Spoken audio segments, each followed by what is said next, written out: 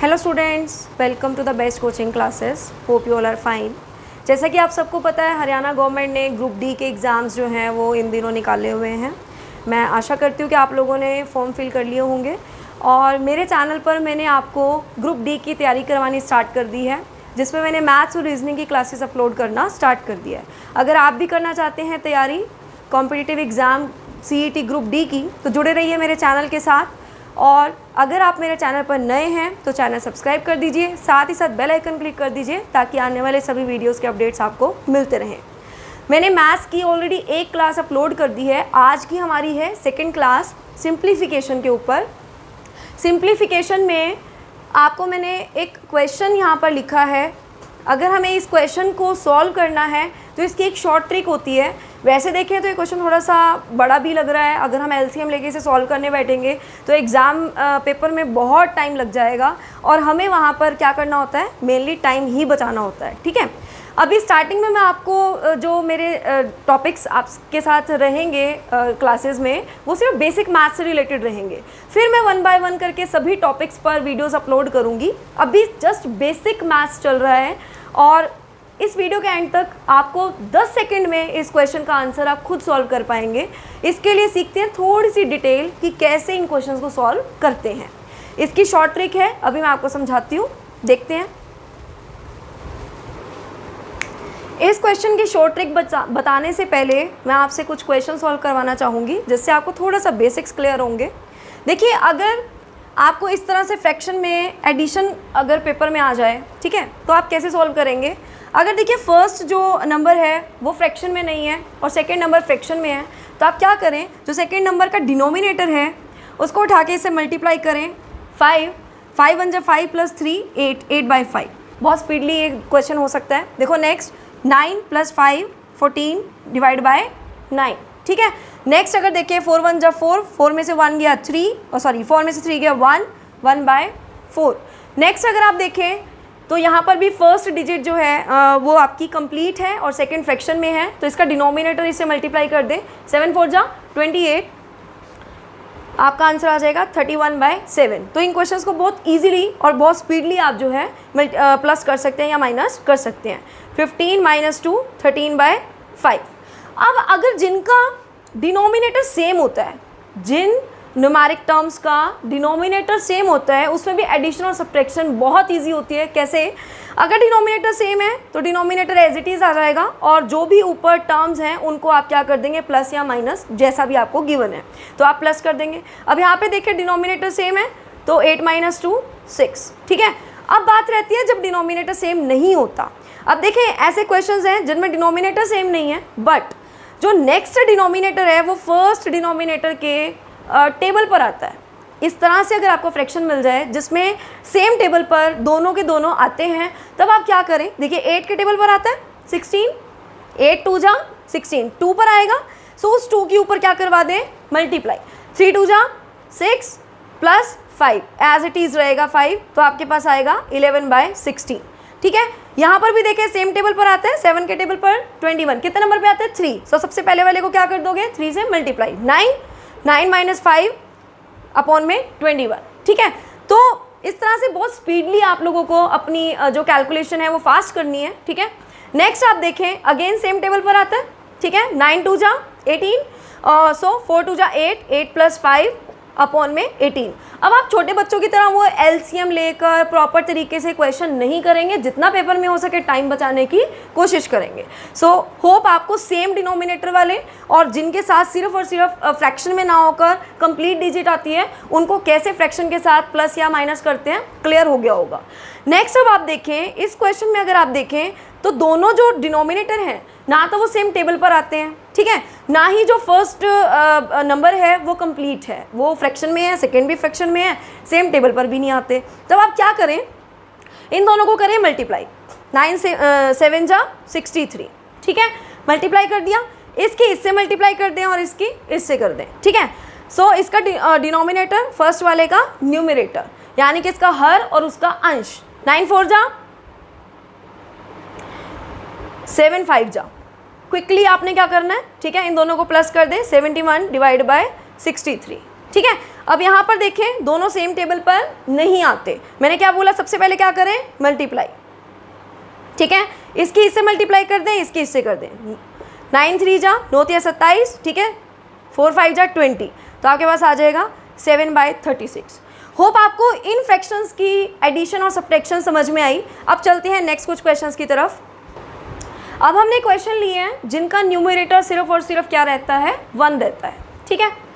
अब आप सोच रहे होंगे मैं आप लोगों को ये क्वेश्चन क्यों करा रही हूँ। मैंने अभी स्टार्टिंग में आपको बताया कि धीरे धीरे मैं अपने पॉइंट पर आऊँगी कि मैं इस क्वेश्चन को सॉल्व ईजी वे में कैसे करूँगी, ठीक है। उसको समझाने के लिए आपको थोड़ी सा डिटेल समझाना ज़रूरी है। सो जुड़े रहिए एंड तक। देखिए अगर न्यूमरेटर 1 हो, ठीक है, तो आप क्या करेंगे, मैंने अभी आपको बोला कि इसकी मल्टीप्लाई करनी है, that is 15, this minus this, ठीक है, 5 1 5, 3, आपके पास क्या आ गया, 2/15, ठीक है। सेम हेयर 7 - 4 दैट इज 3/28, ठीक है। अगर यहाँ पर भी देखें 3/40, यहाँ से आप एक चीज़ एनालाइज करें, क्योंकि एग्जाम में इतना टाइम नहीं होता कि आप करें, बट एनालाइज कर सकते हैं क्या कि जब न्यूमरेटर 1 हो तो आंसर में आ क्या रहा है, आंसर में आ रहा है जो भी डिनोमिनेटर में था उसका ऊपर आ रहा है डिफरेंस, नीचे आ रहा है मल्टीप्लाई, ऐसा ही हो रहा है, ऊपर डिफरेंस नीचे मल्टीप्लाई। इट मीन्स यहाँ से आप शॉर्टली पेपर में फटाफट कोई मल्टीप्लाई करने की भी ज़रूरत नहीं पड़ेगी, आप डायरेक्टली आंसर जो है वो प्लॉट कर सकते हैं। क्या, जैसे ऐसे कुछ भी दिया होगा, देखा ऊपर 1 है तो नीचे 5 और 3 है, तो 5 - 3 2 एंड 5 3 जा 15, डायरेक्ट, ठीक है। आपको इतना भी टाइम नहीं लगाने की जरूरत पड़ेगी कि पहले मल्टीप्लाई करूँ फिर माइनस करूँ फिर अपॉन में लूँ, ठीक है। तो यहाँ से आपको शॉर्ट ट्रिक क्या निकल के आई कि अगर न्यूमरेटर में 1 हो तो क्विकली आप जो है डिनोमिनेटर का डिफरेंस अपॉन में मल्टीप्लाई लिखेंगे तो आपका आंसर आ जाएगा, ठीक है। अब करते हैं नेक्स्ट। अगर अब मुझे अब इन क्वेश्चंस को, ठीक है, फ्रैक्शन में माइनस या प्लस की फॉर्म में लिखना है, तो जैसे अभी आपको मैंने सिखाया था कि जैसे अभी पिछले क्वेश्चन किए कि 1 - 4 सॉरी 1/4/1 - 7, इसको सॉल्व किया हमने ऐसे, ठीक है। तो अगर आपको ये ऑर्डर मैंने सिखाया तो आपको रिवर्स ऑर्डर भी आना चाहिए कि अगर इसको मुझे यहाँ तक कन्वर्ट करना है तो कैसे करना है, ठीक है। तो अब ये जो क्वेश्चंस लिखे हैं इसको हम इसको रिवर्स ऑर्डर में कन्वर्ट करेंगे, ठीक है। देखो कैसे करेंगे। आपने अभी क्या एनालाइज किया था कि अपोन में मल्टीप्लाई और ऊपर डिफरेंस, तो 12 के टुकड़े कीजिए कि कौन से ऐसे दो नंबर हैं जिनको मल्टीप्लाई करके 12 और माइनस करके 1 आएगा। 3 4 जा 12, ठीक है, 4 में से 3 गया 1, तो इसको हम कैसे लिख सकते हैं, 1 - 3/1 - 4। नेक्स्ट देखें तो नेक्स्ट अगर आप देखें तो कैसे लिख सकते हैं, ऊपर 1 आना चाहिए, ये ध्यान रखना। 10 3 जा भी 30 होता है, बट 10 में से 3 गया 1 नहीं होता, ठीक है। तो आपको कोई दो नंबर ऐसे लेने हैं जिनको मल्टीप्लाई करके तो 30 आए पर माइनस करके 1 आए। तो देखो 5 6 जा 30, तो हम इसको कैसे लिख सकते हैं, 1/5/1 - 6। नेक्स्ट आप देखें 56, 7 8 जा 56, तो 1/7/1 - 8। देखा कितना क्विकली हमने इसे रिवर्स ऑर्डर में कन्वर्ट कर लिया। तो इसका मतलब हमें सिर्फ ये पता होना चाहिए कि अगर ऊपर नीचे जो है वो क्या है, मल्टीप्लाई, और ऊपर क्या है, डिफरेंस किसी दो नंबर्स का, हमें वो दो नंबर पता चल जाए तो हम इसे रिवर्स ऑर्डर में भी लिख सकते हैं। अब आते हैं अपने क्वेश्चन की तरफ। उससे पहले आपको कुछ मल्टीप्लाई जो है याद करनी पड़ेंगी। मैं आपको बता देती हूँ क्या याद करना पड़ेगा, रोक लो। ऐसे क्वेश्चंस को एनालाइज करने से पहले आपको ये कुछ मल्टीप्लिकेशन लर्न करनी पड़ेंगी। 1 × 2, 2 × 3 6, 3 × 4 12, 4 × 5 20, 5 × 6 30, 6 × 7 42, 7 × 8 56, 8 × 9 72, 9 × 10 90, 10 × 11 110, 11 × 12 132, 12 × 13 156, 13 × 14 182, 14 × 15 210, 15 × 16 240। एटलीस्ट इतना याद कर लीजिए। अब यहाँ से आपको इजीली पता चल जाएगा कि देखिए, अब आप यहाँ पर देखिए अपोन में क्या है 20, तो किन दो डिजिट्स को लेकर आया होगा, 4 और 5। नेक्स्ट क्या है 30, 5 और 6। नेक्स्ट 42, 42 के लिए देखें तो 6 × 7, ठीक है। अब मैं आपको करके दिखाती हूँ ये क्वेश्चन, उसके लिए प्लीज़ आप लोग ये लर्न कर लेना ताकि ऐसे क्वेश्चंस क्विकली सॉल्व कर सको। करते हैं अब ये वाला क्वेश्चन। अब देखिए, अब करते हैं ये वाला क्वेश्चन सॉल्व। अब आप बताइए 1/20 को रिवर्स फ्रैक्शन वाले उसमें कन्वर्जन करना हो तो क्या करेंगे? 4 × 5, 4 5 = 20, ठीक है। तो हम इसे ऐसे लिख सकते हैं 1/4 माइनस 1/5। अभी मैंने आपको सिखाया था कि कैसे लिख सकते हैं, क्योंकि इसको सॉल्व करने के बाद 1/20 ही आंसर आएगा, राइट। नेक्स्ट आप क्या लिख सकते हैं? 1/5 माइनस 1/6, 5 6 = 30, ठीक है। नेक्स्ट क्या लिख सकते हैं? 1/6 minus 1/7। Next 1/7 minus 1/8। Next 1/8 minus 1/9, ठीक है। नेक्स्ट 90 के लिए क्या लिख सकते हैं?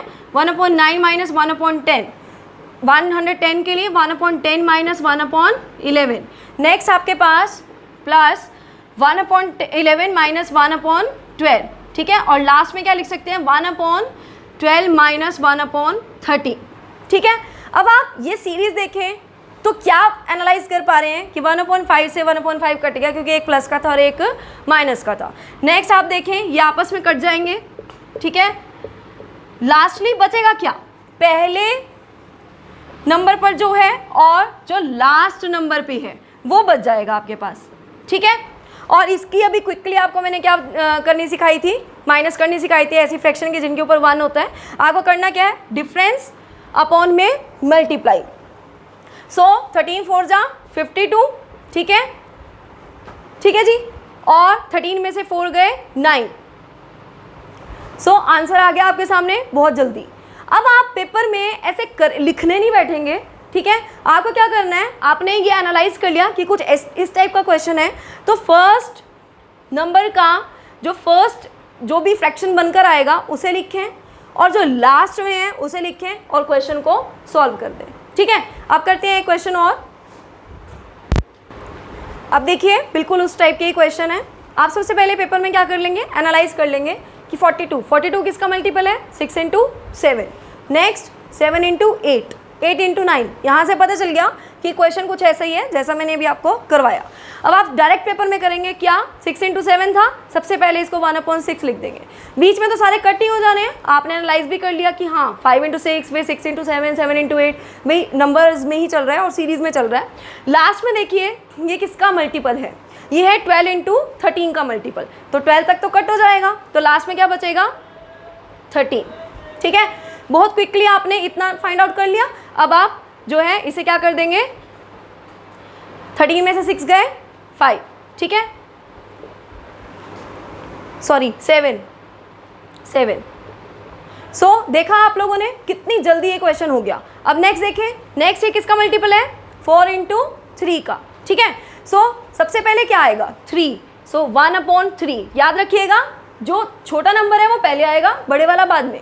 1/3 माइनस 1/4, ठीक है। तो सबसे छोटे वाला लेना है पहले। और लास्ट में देखें आप ये किसका मल्टीपल है? 13 × 14 का। अभी आपको मैंने बोला कि मल्टीप्लाइज याद कर लीजिएगा। सो 1/14, ठीक है। अब आप देख रहे हैं कि कितनी जल्दी विदिन 10 या 20 सेकेंड्स आपका क्वेश्चन जो है वो सॉल्व हो गया। बीच वाले कुछ भी लिखने की ज़रूरत नहीं है, ठीक है। अब आप क्या करेंगे? नीचे मल्टीप्लाई और ऊपर माइनस, ठीक है। देखा कितनी जल्दी क्वेश्चन सॉल्व हो गए। सो ये थी आपकी इन क्वेश्चंस को करने की शॉर्ट ट्रिक। अब आपके लिए एक क्वेश्चन मैं होमवर्क के लिए दे रही हूँ, प्लीज़ उसका आंसर कमेंट बॉक्स में ज़रूर बताइएगा। सो ये क्वेश्चन है आप लोगों के लिए होमवर्क। आप लोग कमेंट में कमेंट ज़रूर कीजिएगा, कमेंट बॉक्स में आंसर ज़रूर बताइएगा कि इसका आंसर ए होगा, बी होगा, सी होगा या डी होगा, ठीक है। अगर आप लोगों को क्वेश्चन लिखना है तो लिख सकते हैं, स्क्रीनशॉट लेना है तो स्क्रीनशॉट ले सकते हैं। अगर आप ऐसी कॉम्पिटिटिव एग्जाम्स की तैयारी करना चाहते हैं तो जुड़े रहिए मेरे चैनल के साथ। वीडियो पसंद आई हो तो लाइक ज़रूर कीजिएगा, ज़्यादा से ज़्यादा स्टूडेंट्स तक शेयर कर दीजिए ताकि उनका भी ये टॉपिक जो है वो कवर हो सके। और फर्दर वीडियोस के लिए मेरा चैनल सब्सक्राइब कर लीजिए और बेल आइकन भी क्लिक कर लीजिए। Thank you and have a nice day.